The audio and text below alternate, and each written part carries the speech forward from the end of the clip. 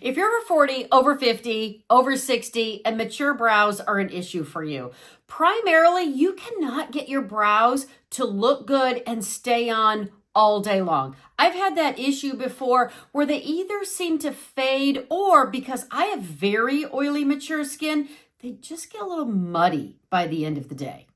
If you said yes, you want your brows to look good and stay on all day long, you're in the right place. I'm Dawn from Just Doing My Best. I'm hoping to answer all of your brow questions today to give you beautiful, mature brows that stay in place all day long. First thing we're going to do is start with clean, dry brows. One big tip that I can offer you, just kind of jumping ahead, never apply your foundation over your brows. Seems to be intuitive that we just apply foundation everywhere and then we want to fill in our brows. Brows may look good at first, but then that product doesn't stay. One of the first things that I start with is a brow glue. If you're not familiar with a brow glue, this is something that I started incorporating into my makeup routine this year. 57, and my brows are unruly. If it hasn't happened to you yet, it probably will. You know, in my 50s, and even in my 40s, it's like every birthday is a new surprise. This year was unruly brows. Like my eyebrows will poke you in the eye if we're standing too close. So I start with a brow glue. This Maybelline Super Lock brow glue, this is fantastic. Here's what I do. Comb the brow glue through my brows.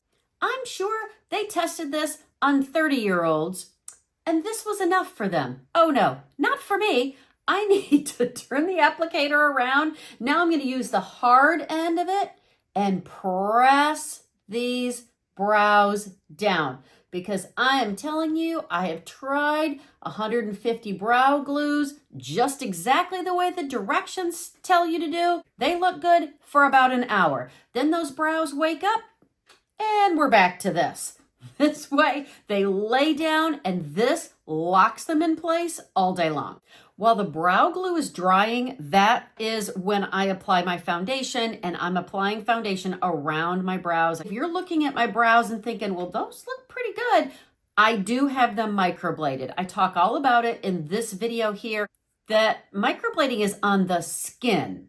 So my hair, my brow hair, just like the hair on my head, occasionally gets gray. Once a month, I buy a box color, Clairol, L'Oreal, whatever, from the grocery store, mix it up, and with a Q-tip, I apply it to my brows. I think I use either number 6 or number 7, but I still need to fill in from time to time. So I'm going to show you how I do that and what I use. But I wanted to give you kind of a little backstory in case you're looking going, girl, for 57, your brows look pretty good. That's why. Microbladed, and once a month, I get a box color and I color out all the grays. Foundation is on, concealer is on. Now is when I fill in my brows. And rather than a pencil, I like this NYX Lift and Snatch Brow Pen. This really enables me to get hair-like strokes. I love the way this looks. I love the way it goes on the skin. I love the way it lasts. This is my favorite, and I use taupe.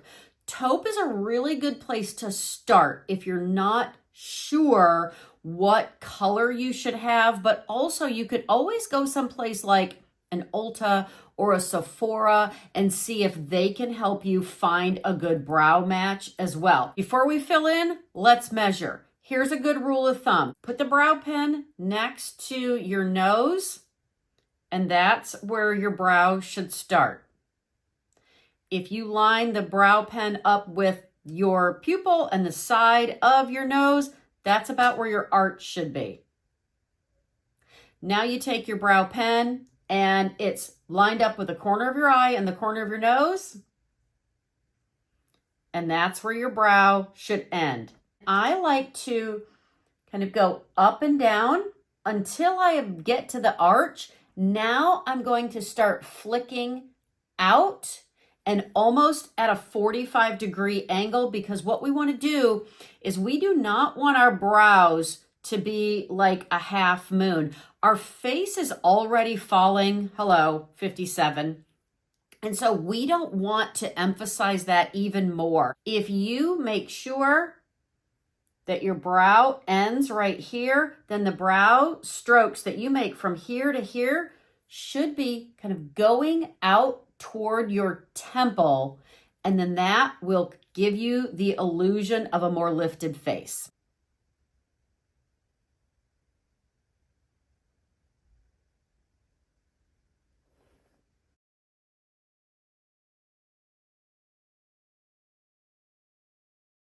I went through with a really light touch. Obviously, you want to really concentrate on the areas that are a little bit more sparse.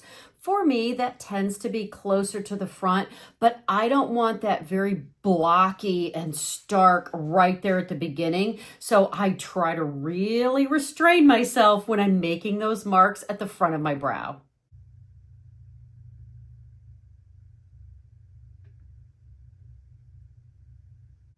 You're not perfect.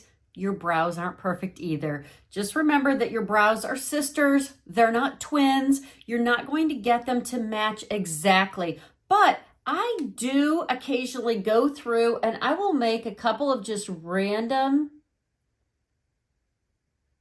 hair strokes to really give the illusion that I do have natural brow hair. Some of them are just a little bit longer to mimic how your natural hair would grow. So just don't be too hard on yourself. You're not perfect. Your brows aren't going to be perfect either. One of my last steps in my makeup process is spraying everything with setting spray. Now these brows are locked in place, will stay looking good all day long. Let me know if that was helpful. Down in the comments, I would love to know what was your favorite tip. If this was helpful, I hope you'll like and subscribe. Share this with a friend. Come over and find me on Facebook or Instagram at Just Doing My Best. You'll see more makeup tips, casual fashion, a few farm stories. And if you'd like to see more videos, tips for our mature skin, watch this video next. Go out today and be blessed and do your best.